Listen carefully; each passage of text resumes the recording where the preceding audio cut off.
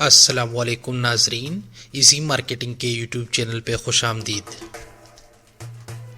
دوستو، کسی بھی کاروبار میں سیلز ایک گاڑی کے انجن کا کام سر انجام دیتی ہیں، جس کی وجہ سے ایک کاروبار کامیابی کے ساتھ چلتا ہے۔ لیکن جیسے کسی گاڑی کا انجن ہر وقت بہترین حالت میں نہیں چلتا، بالکل ویسے ہی سیلز بھی کسی کاروبار میں ہر وقت بہترین نہیں ہوتے۔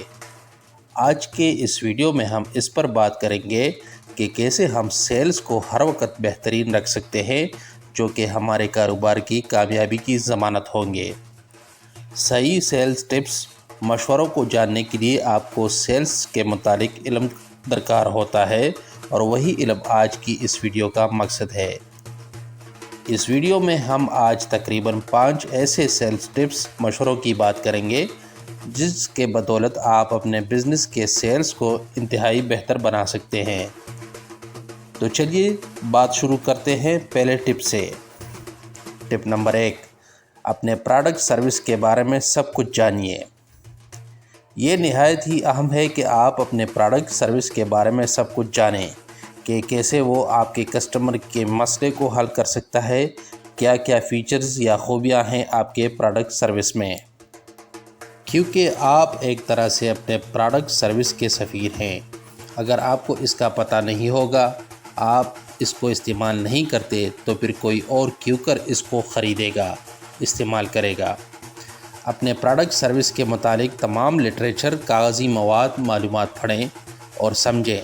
اپنے پروڈکٹ کے ہر خوبی کو سمجھیں اور یہ سمجھیں کہ کون سی خوبی کیسے آپ کے گاہک کے لیے مددگار ہو سکتی ہے۔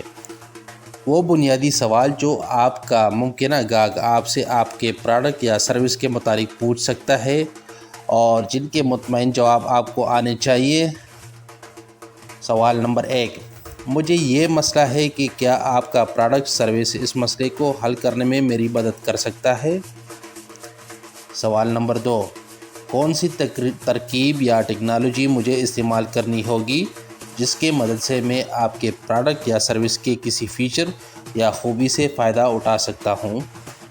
سوال نمبر 3، کس حد تک میں آپ کے پروڈکٹ یا سروس کو اپنے مرضی کے مطابق ڈال کے استعمال کر سکتا ہوں؟ سوال نمبر 4، کیا آپ کے پروڈکٹس یا سروس کو خریدنے کے بعد مجھے کسی قسم کی اور مدد یا ٹریننگ ملے گی؟ سوال نمبر 5، آپ کے پروڈکٹ یا سروس پہ کل کتنا خرچہ آئے گا؟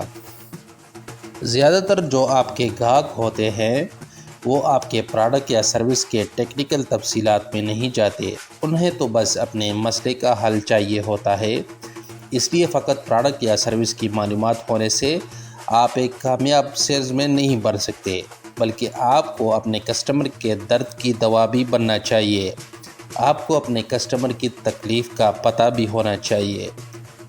ٹپ نمبر 2، اپنے کسٹمر کے درد کی دوا بننا۔ جب آپ اپنے پروڈکٹ یا سروس کے معلومات کے ساتھ ساتھ یہ بھی آپ کو پتہ ہو کہ آپ کے کسٹمر کو سب سے بڑا مسئلہ یا مسائل کیا ہیں، تو پھر آپ ان دونوں معلومات کو یکجا کر کے اپنے ممکنہ گاہک کو ایک بہترین حل یا سلوشن دے سکتے ہیں۔ اپنے کسٹمر کے درد کو سمجھنے کے لیے مندرجہ ذیل سوالات کریں۔ سوال نمبر 1، آپ ہمارے پروڈکٹ یا سروس سے کون سی توقعات رکھتے ہیں یا کون کون سے مسئلے کا حل چاہتے ہیں؟ سوال نمبر 2، کیا آپ کا بجٹ محدود ہے؟ سوال نمبر 3، آپ کو درپیش سب سے بڑے خدشات اور رکاوٹیں کیا ہیں؟ سوال نمبر 4، آپ کے ہمارے پروڈکٹ یا سروس سے روزمرہ کے مقاصد کیا ہیں؟ طویل مدت مقاصد کیا ہیں؟ یہ ضروری ہے کہ آپ اپنے ممکنہ گاہک کے جوابات کو فعال طور پر سنیں۔ اکثر سیلز مین اپنے پروڈکٹ یا سروس کو گاہک کی طرف دھکیلنے اور بیچنے میں اتنے مصروف ہوتے ہیں کہ وہ بھول جاتے ہیں کہ بعض اوقات بہترین سیلز لوگ زیادہ باتیں کرنے کی بجائے زیادہ کسٹمر کی بات سنتے ہیں۔ اس طرح آپ نہ صرف اپنے ممکنہ گاہک کے بارے میں بہت کچھ جان لیتے ہیں، سیکھ لیتے ہیں، بلکہ اپنے مصنوعات کے بارے میں اور اسے بہتر طریقے سے فروخت کرنے کے بارے میں بھی بہت کچھ سیکھ لیتے ہیں۔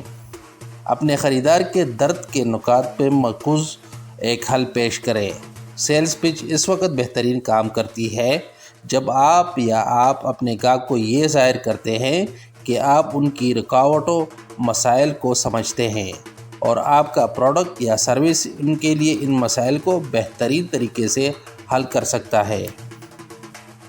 ٹپ نمبر 3، اپنے گاہک کو پہلے سے جانیں۔ آپ کے ممکنہ گاہک جوابات کی تلاش میں ہیں اور وہ توقع کرتے ہیں کہ آپ انہیں وہ جوابات فراہم کریں گے۔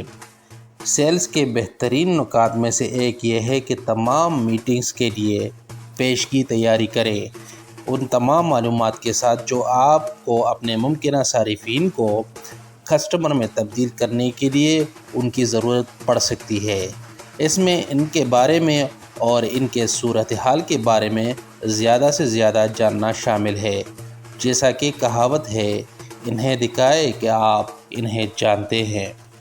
اپنے ممکنہ گاہکوں کے ساتھ میٹنگ کے لیے اچھی طرح سے تیار ہونا نہ صرف آپ کی قابلیت اور علم کو ظاہر کرتا ہے بلکہ یہ بھی ظاہر کرتا ہے کہ آپ تمام کسٹمر کے تعاملات میں موجود اور پراعتماد رہنے کی کافی پرواہ کرتے ہیں۔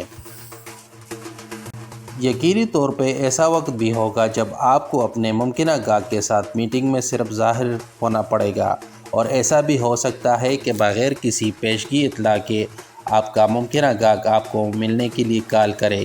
ان صورتوں میں یہ ضروری ہے کہ آپ کے پاس آپ کی رسائی کم سے کم اتنی معلومات تک ہو جو آپ کے اوسط کسٹمر کو درکار ہوتی ہیں، اور آپ ان معلومات کے بل بوتے پہ گہرائی سے بات کرنے کے قابل ہوں۔ یقینی بنائیں کہ آپ ممکنہ کسٹمر کے ساتھ کال کے دوران درج ذیل سوالات کے جوابات جانتے ہوں۔ سوال نمبر 1، آپ کے لیے کال کا مقصد کیا ہے؟ سوال نمبر 2، مجھے کال کے دوران کیا معلوم کرنے کی ضرورت ہے؟ سوال نمبر 3، میری پروڈکٹ یا سروس کی طاقتیں، خوبیاں، کمزوریاں کیا ہیں؟ سوال نمبر 4، ممکنہ گاہک کے سائٹ پہ آپ کے پروڈکٹ یا سروس کے بارے میں حتمی فیصلہ کرنے والا کون ہے؟ سوال نمبر 5، اگر آپ پہلے بھی اپنے گاہک سے بات کر چکے ہیں تو پچھلی بار چیزیں کہاں رہ گئی تھی؟ ریسرچ کے مطابق سیلز مینوں کی بہت بڑی تعداد اپنے ممکنہ گاہکوں کی تحقیق کرنے یا ٹیلی فون کالوں کی تیاری مطلب کال پلاننگ یا منصوبہ بندی میں وقت نہیں لگاتی، جو نہ صرف ان کی کوششوں کو نقصان پہنچاتی ہیں بلکہ ممکنہ گاہک پہ برا اثر چھوڑتی ہیں۔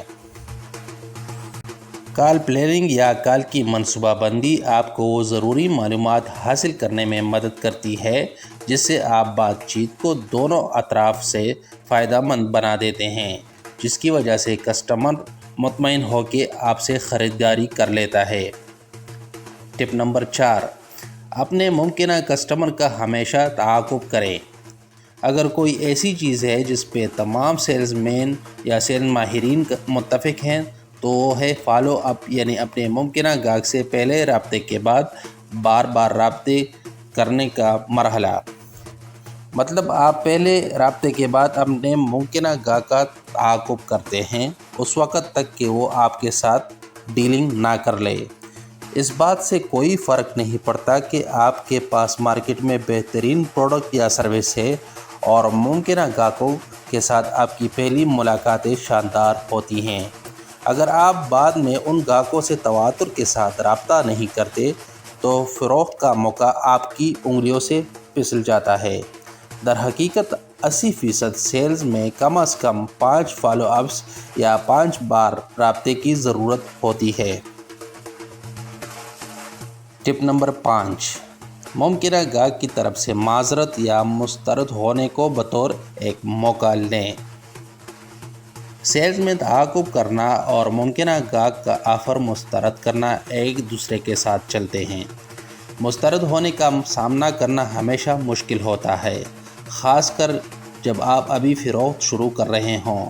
بعض اوقات آپ کے کاروباری حریف جھپٹ پڑیں گے اور آپ کے ممکنہ گاہک کو اڑا کر لے جائیں گے، اور کچھ لوگوں کو یا تو آپ کی پروڈکٹ کی ضرورت نہیں ہوگی اور یا وہ اس وقت رقم خرچ کرنے کی پوزیشن میں نہیں ہوں گے۔ یہ ضروری ہے کہ آپ یہ سمجھیں کہ مسترد ہونا آپ کی وجہ سے، آپ کی ذات کی وجہ سے نہیں ہے۔ سینکڑوں وجوہات ہو سکتی ہیں کہ ایک ممکنہ گاہک آپ کی فروخت میں دلچسپی نہ لے، اس لیے جو چیزیں آپ کے بس میں ہیں، مطلب جو چیزیں آپ کے کنٹرول میں ہیں، ان کو قابو کریں۔ باقی مسترد ہونے کے وجوہات پہ کام کر کے اپنے سیلز کے حکمت عملی کو بہتر بنانے میں اور اپنے صارفین کی ضروریات اور خدشات کے مطابق ڈالنے کے موقع کے طور پر استعمال کریں۔ مسترد ہونا، گاہک کا معذرت کرنا آپ کے سیلز کی حکمت عملی میں کمزوریوں کو ظاہر کرتا ہے۔ اچھی خبر یہ ہے کہ ان کمزوریوں کو جان کے ان پہ کام کر کے آپ اپنی ان کمزوریوں کو طاقت میں بدل سکتے ہیں۔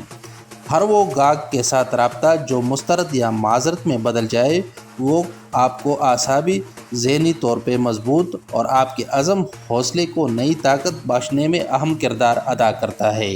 یہ وہ دو خصوصیات ہیں جو کسی بھی سیلز پرسن کو بہترین کامیابی سے نوازتی ہیں۔